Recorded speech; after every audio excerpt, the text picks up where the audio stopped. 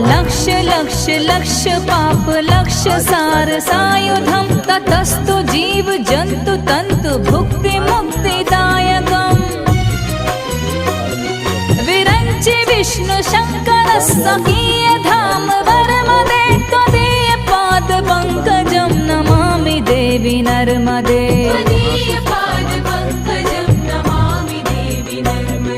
Namami